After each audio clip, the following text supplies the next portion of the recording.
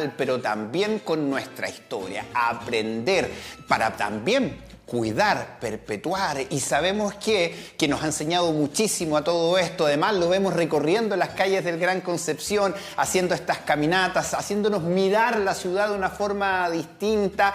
Es nuestro querido amigo y arquitecto, experto en materia de arquitectura e historia, Luis de Armendáriz, que está de vuelta con nosotros. ¿Cómo está, don Luis? Bien, fíjate, contento de retornar después de una pausa, que a veces las pausas también son necesarias para pensar un poquito, para descansar, y contento, por supuesto, de compartir estos temas. Un saludo a mucha gente también que ha escrito, que ha preguntado también por el espacio.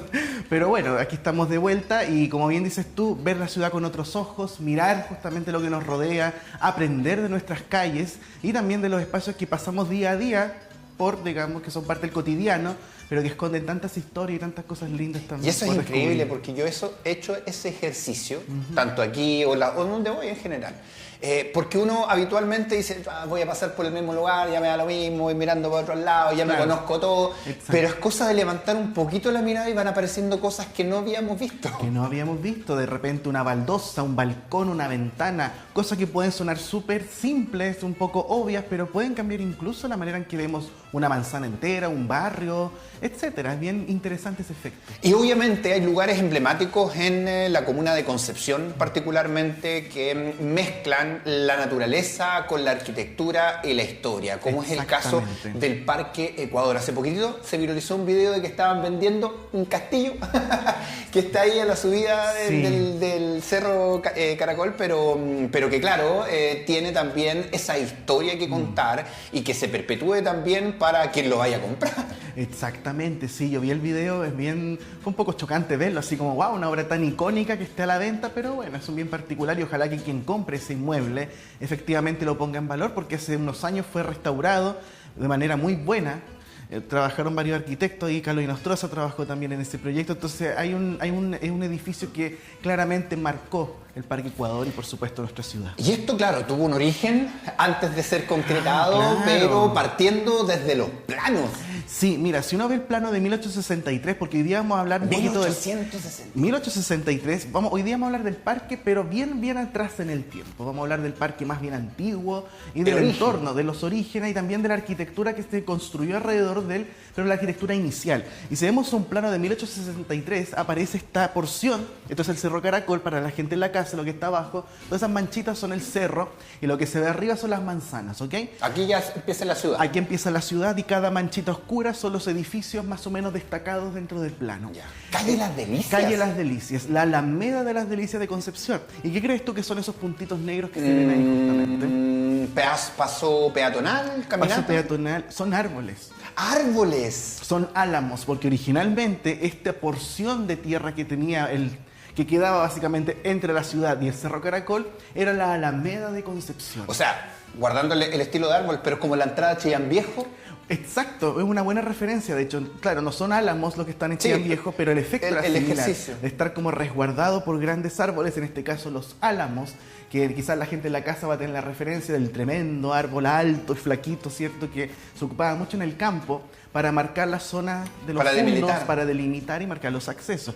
Pero claro, el tiempo pasa y lo que fue la Gran Alameda de Concepción, que no tenía un diseño tampoco muy claro, no habían esculturas, no habían banquitas, menos juegos. 1863, estamos hablando que no habían autos, ¿o sí? No, nada, no habían automóviles, habían carruajes, por supuesto, pero no había lo que conocemos hoy como sistema de transporte. Calles, claro. No, para nada. Entonces esto era una pasada, ¿no? Era una pasada, no existía una calle Víctor Lamas tampoco consolidada como la conocemos hoy, y tampoco un parque definido. En esa época no había noción del espacio público como la que tenemos hoy. Era la naturaleza misma. Ahí, era, claro, una mezcla entre naturaleza misma, el cerro, que también era una zona bastante rocosa, no había tanto árbol en el cerro como hay ahora, no estaba tan forestado, estaba bastante desprovisto, pero claro, los tiempos pasan y a medida que pasa el tiempo se cambia el diseño y comienzan a haber nuevas apreciaciones de este espacio. De hecho, vamos a hacer un salto a otro plano de Concepción al año 1912. Aparece el color. Aparece el color, importante. Este es un plano muy importante en 1912. Todos estos planos están resguardados en el Museo de Historia Natural de Concepción. Un saludo muy grande al museo y su equipo. Y aquí vemos que ya aparece con el nombre de Parque Ecuador. Denominado así en homenaje a Ecuador, que ayudó a nuestro país después del terremoto de 1906 de Valparaíso, que fue un terremoto importantísimo, que hay toda una historia detrás de ese sismo. Y aparecen también diferentes secciones, como una cancha de fútbol, fíjense, aparece la Plaza Euskara, que era una plaza, la Plaza Vasca, que es donde se jugaban la pelota vasca y además era un punto de encuentro de la población también vasca. Y aparecen también ciertas cosas como, por ejemplo, una escuela normal, el liceo de hombres ocupando gran parte de la manzana. Y ya en 1912 ya teníamos los nombres definitivos de nuestras calles. Ah, claro, por supuesto. Muchas calles ya tenían sus nombres y además aparece hacia la calle Lincoln el hospicio. El Parque Ecuador antiguo no era tan grande como lo conocemos hoy. Era principalmente desde Castellón, más o menos Tucapel, Castellón, hasta la calle Lincoln, pero cuya prolongación desde Víctor Lamas hacia el cerro era la calle Hospicio. Oye, y esto era casi el límite de la ciudad. Exacto. Por ende, la cárcel obedecía a la realidad de sacarla de las ciudades y estaba ubicada acá en Serrano. En Serrano, Chacabuco 70, que es la dirección exacta. Chacabuco 70, la ¿Y qué hay manzana, ahí ahora? un supermercado. Un supermercado bastante grande. ¿Esa era la cárcel? Esa era la cárcel de Concepción. De hecho, ese lugar es un sitio de memoria también. Entonces también es bien interesante ver cómo han cambiado los roles. Y hablando de la cárcel, todo lo que ocurre acá en Víctor Lamas, fíjate, es el hospicio de la casa de huérfanos. Ocupaba toda esa lonja de Víctor Lamas desde Lincoln hasta prácticamente Prat. Era una gran construcción que desapareció con los terremotos del 39 y 60. Y ahí se hizo ya la franja de parque. Se hizo la franja de parque. Entonces el parque antiguo era mucho más chiquito. Claramente tenía relación con el Cerro Caracol, que comienza a llenarse de esculturas. O sea, ¿era eso nomás?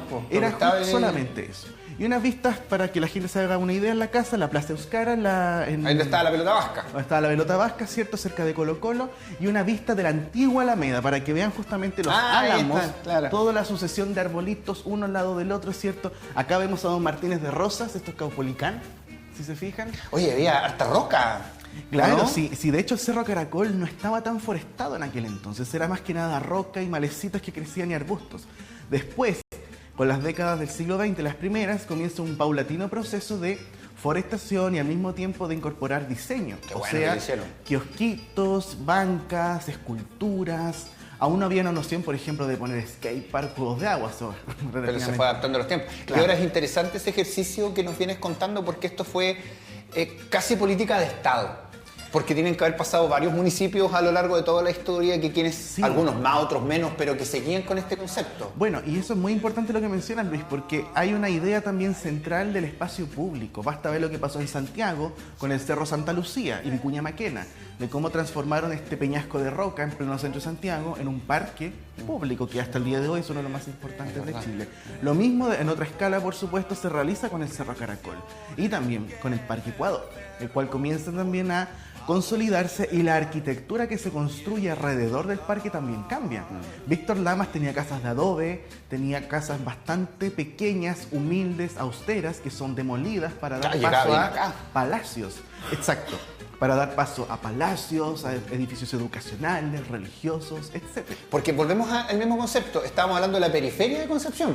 Claro, o sea, estamos hablando de uno de los límites de la ciudad, a pesar de que una distancia de 3-4 cuadras, la percepción de aquel entonces era totalmente distinta.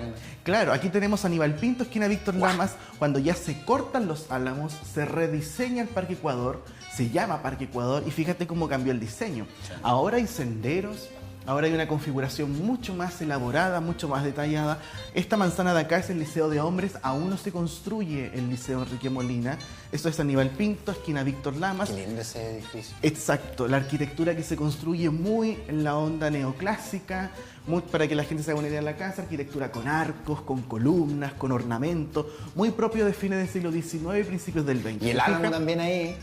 El álamo también ahí, claro, que le da el toque casi campestre. Como casi campestre, efectivamente. Calles mucho más angostas.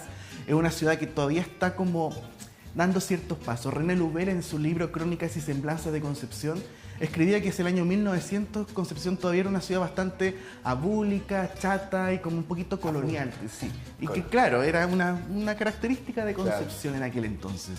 Pero a medida que Concepción crece, el parque también lo hace. comienzan a aparecer monumentos públicos, muchos proyectos de rediseño, se ponen piletas, se sacan piletas, se ponen esculturas, se sacan esculturas, va transformándose sistemáticamente. Esta foto es una joyita que tengo, que la quiero compartir, que es una foto del tornado de 1934, ese mítico fenómeno meteorológico que afectó a Concepción, que destrozó la Plaza Independencia, que arrasó los tilos. Y que tuvimos ahora, ¿hace cuánto? ¿Un par de años atrás también uno aquí? Sí, sí, que se le conoció popularmente como el tornado del 34, o el huracán también, como le decían. Pero bueno, este fenómeno meteorológico arrasó la Plaza Independencia y también pasó por Víctor Lamas. Aquí podemos ver una casona que sufrió varios daños porque esta tromba siguió por Víctor Lamas hasta el barrio Universitario, lo que se conocía entonces como la toma, donde afectó algunas casonas y también varias personas murieron. Esta es la casona que se está vendiendo. Y ahí se ve la casa Willem, ¿cierto? Una casa bastante interesante, con sus muros de piedra y su arquitectura que nos recuerda mucho el norte de Europa, Alemania, por ejemplo. Una cosa bien particular lo que ocurre con esa ¿Y no pasó el tornado por ahí, parece? No, la casa Los árboles y la casa parece que tiene algo en sus cubiertas, porque claro, entre la lluvia y el viento. Y fíjate cómo era Víctor Lama. Bien construida. Las calles de adoquines, Víctor Lama con adoquines. No, porque no lo mantienes. Porque ahí está la subida. Claro, no, ahí ya estaría está la subida, digamos, está la subida hacia el cerro, claro, la vía auxiliar que tiene el parque. Pero todavía el parque tiene adoquines. Sí, en algunas secciones todavía tiene adoquines, justamente las calles interiores. Bueno, y fíjate el tamaño de las casas. O sea, las casas que tú ves, tanto la de piedra, la Willem, como también esta otra, estamos hablando de tremendas propiedades. Y era una casa. Y era una casa para una familia. Claro, porque este sector, desde Tucapel hasta lo que hoy conocemos como Universidad de Concepción, o sea, la calle Edmundo Larena, Beltrán Matío, etcétera, era una zona fastuosa de grandes propiedades, de grandes mansiones en Concepción. Bueno, Parque Ecuador. Avanzamos en el tiempo, fíjate que ya aparece el Liceo de Hombres, aparece la Catedral con sus torres, aparece un Concepción mucho más consolidado, aparece el Liceo Fiscal de Niñas con sus 3 pisos y su campanario. Tremenda infraestructura. Tremendas infraestructuras y podemos apreciar toda la arquitectura icónica que rodeó al Parque Ecuador. El Liceo, por supuesto, con su monstruoso edificio, que ocupaba toda la manzana prácticamente. Y claramente también otro tipo de edificios como el Palacio Spuerer, que fue ocupado después por la Universidad de Concepción para el Instituto de Fisiología. Oye, aquí esto era porque se ponían de acuerdo, había una ordenanza municipal, porque se ve todo similar, todo parejito. Hoy día uno hace el ejercicio de estar en la altura y ver Concepción y tiene de todo. Bueno, de todas formas, todos colores, obedecía a que todos iban replicando lo que hacía el otro, o claro, había como un ordenamiento. Mira, era una cosa bastante mixta, porque por un lado estamos en un contexto en el cual no se buscaban dominar alturas. La altura te la daban las torres de las iglesias, esos eran los edificios no había nada más alto. No, claro, y aparte en cuanto a la forma de los edificios, era el contexto que se vivía, la herencia neoclásica que siguió perpetuándose hasta entrando a la década del 30. ¿Cuándo empieza a cambiar esto? Los años 20. Porque en los años 20 empiezan a aparecer otras manifestaciones arquitectónicas, por un lado más modernas. Los años 30 se estandarizan. Para saber más pueden consultar el libro Concepción 1930. Es verdad, está disponible. Pero además en los años 20 aparecen cosas como esto que estamos viendo acá en la imagen.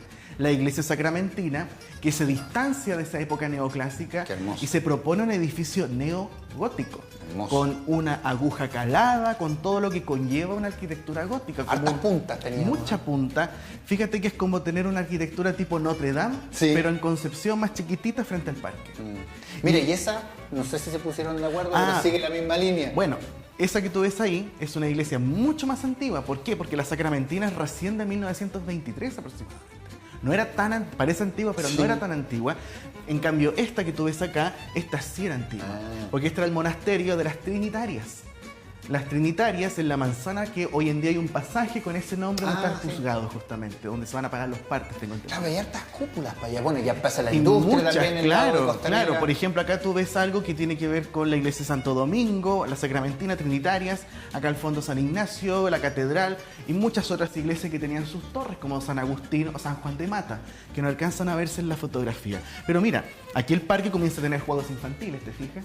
Comienzan a cambiar los usos, comienzan a aparecer otras funciones dentro del parque, la cancha de tenis también, por supuesto. Esta foto es muy linda del Museo de Historia Natural de Concepción, donde tú ves las canchas. No todos tenían acceso a practicar ahí. Por supuesto que no, claro. Una cosa bastante sesgada también sobre quién va al parque, sobre cómo lo visitamos, porque ese tema del distanciamiento social y esta separación también tocaba los espacios públicos, absolutamente. Bueno, cancha, parque, ahí tenemos la iglesia gótica de la Sacramentina, y a la par también aparecen otras construcciones, como la casa donde está la Alianza Francesa actualmente, que además un saludo muy grande a la Alianza Francesa porque ayer nos permitieron, junto a mis alumnos de la Universidad del Desarrollo, pudimos conocer la casa, hacer una clase in situ. Y bueno, aquí esta vista general, ya de los años 30, nos da cuenta de cómo ya el parque se consolidó como este espacio público por excelencia. ¿Aquí ya empezamos a entrar en lo definitivo? En lo definitivo. No se alcanzan a ver las canchas porque están tapadas por los árboles. Aparece el liceo, aparece la iglesia, la casa de la Alianza Francesa, y aquí aparece un circulito, ¿te fijas? Aparece como una especie de tamborcito, que eran baños públicos. Eran baterías de baños diseñadas en los años 30 con un diseño absolutamente moderno y vanguardista. Bueno, ahí va una carreta también. ¿Se enanchó también esto en lo que es hoy día o se mantiene? La calle comienza a tener empieza a ensancharse un poco, se cambian las dimensiones, con el pasar del tiempo se ensanchan las veredas también, se recorta un poco el parque y la situación cambia definitivamente después del terremoto de 1939. De forma obligada. De forma obligada, claramente. ¿Por qué? Porque primero que nada, muchos edificios que rodearon el parque simplemente se destruyeron. Este edificio que te llamó la atención hace un rato, precioso, destruido por el terremoto. Muchas casas más se perdieron. Otras sobrevivieron, como por ejemplo la Casa de la Alianza, la casa que está al lado de la Casa de la Alianza. Acá es donde hay el café, ¿o no? Ahí está el café, ¿cierto?, en el primer piso. Y después del terremoto del 39, además de eso, muchas secciones del parque lamentablemente fueron destruidas, se cortaron árboles, se sacaron esculturas para hacer una población de ¿Que aquí ya emergencia. empieza a aparecer? Que ahí justamente comienza a aparecer pabellones de madera como los que están en Chillán, San Carlos, en toda la zona afectada por el terremoto, y una buena porción de nuestro querido Parque Ecuador se transformó en una población de emergencia, claro, que iba a durar algunos años, pero que permaneció casi 15, 20 años ahí en ese lugar, que al final fue sacada gradualmente entre fines de la década del 50 y principios de los 60, devolviendo después a Concepción. Por lo menos no fue permanente, como muchas cosas que claro, acaso momentáneas terminan siendo permanentes. Cosas que ocurren de algún modo en nuestra historia. ¿Qué pasó con la iglesia gótica? El terremoto del 60. Lamentablemente el terremoto de 1960 implicó la demolición de la casa. ¿Y qué nos queda? Bueno, la Alianza Francesa, la casa de al lado, el teatro del Liceo Enrique Molina, que estaría adentro de la construcción, y algunos otros detallitos del mismo parque que de algún modo nos enseñan la historia de este gran espacio público. Claro, y ahí se ven un poquito de edificios más modernos, ¿o no? Ahí claro, de hecho, fíjate que aquí aparece el edificio de la esquina, el edificio blanco, que es un edificio curvo que fue construido después del terremoto, que reemplazó ese edificio que te llamó la atención, que era muy afrancesado. En esa esquina. Claro, esta fotografía debe ser de 1943 más o menos, 45 de hecho. Ya. Porque se está construyendo algo ahí arriba. Sí, pues va cambiando ya la forma de construcción también. No, ¿y sabes lo que está construyéndose acá? Eso que aparece en obra es el pasaje Trinitarias. Se demolió el antiguo edificio religioso y se construye y se proyecta el pasaje con todas sus casitas alrededor. No tenían grúas como ahora. No tenían Hoy día grúas se ven como grúas por todas partes. Sí, las grúas, justamente, gran tema. Harto árbol también había. Mucho árbol. En la zona ya más de ciudad. Es una buena observación porque las casas antiguas en sus patios interiores tenían palmeras, patios, tenían árboles frutales, algunas tenían incluso gallineros, era toda una dinámica distinta en las formas de vida. Pero claro, es interesante pensar cómo cambió todo, porque la iglesia sacramentina fue demolida, se construyó el Instituto Humanidades, todas las casas que tú ves ahí se demolieron para hacer el colegio francés, por ejemplo. Todos esos son los efectos del terremoto de 1960. Cómo cambia la lectura de la ciudad y cómo también repercute incluso en cómo nosotros apreciamos el parque. En la década del 60 el parque empieza a ser hogar de la feria artesanal, comienzan a ¿Se haber empieza a usar más? Empieza justamente a usarse más, ingresan los automóviles, salen los automóviles, hay cosas que permanecen como las canchas de tenis. ¿Democratiza, como decías tú? Claro, cambian los tiempos y cambia también la manera de percibir estos espacios. Y no solamente el parque, sino también las plazas. Las plazas como la Independencia, la Condel, la Cruz, la Acevedo. En realidad todo lo que nosotros podemos entender como espacio público. Y por eso también da para pensar el cuidado que debe tener el Parque Ecuador en términos de contaminación acústica, el ruido que pueda acompañar también tantos eventos que se puedan hacer los fines de semana. Sí, pues, hay que cuidar estos espacios públicos que le ayudan no solamente a la comuna, sino que a todo el mundo por el pulmón verde, obviamente, que significa Claro. los árboles. Y esta historia es parte de lo que tú también no solo nos traes acá, Luis Armendáriz, no solo lo llevas a tus estudiantes, sino que también a las caminatas, a quien quiera participar. Vuelven las caminatas. Vuelven las caminatas, sí, ya tuvimos una de prueba hace 2 semanas sobre mujeres arquitectas. Ahora viene la segunda, que es sobre el Parque Ecuador. ¿Cómo así tuvo que la prueba de la rodilla? súper bien. No, fíjate que... Mira, te contaba, fui a REC 2 noches seguidas, más un concierto Pega. anterior, y la rodilla ahí está sobreviviendo. Eso. Lista para el 23 de marzo. Para el 23 de marzo, 6 de la mañana, pueden escribir al Instagram y van a tener más información, valores y todo lo demás para poder conocer el Parque Ecuador justamente con otra mirada. Un recorrido íntegro por Chacabuco, por Víctor Lamas y todas las calles perpendiculares también. Para mirar la ciudad de otra manera. Sí. Gracias, Luis, como siempre, por estar con nosotros. Excelente año académico y, por supuesto, lo seguimos viendo acá. Sí, un saludo muy grande a todos mis alumnos de la Universidad del Desarrollo, Universidad del Biobío, que ya todos con clase, ya por supuesto, sí. Y un saludo muy especial a la señora Cristina Salvo, mi mamá, justamente. Sí. Un saludo porque sí nomás. Y que eso. Muchas personas quisieran ser como ella, yo creo. Es verdad. Tía Cristina, un abrazo gigante para ti también.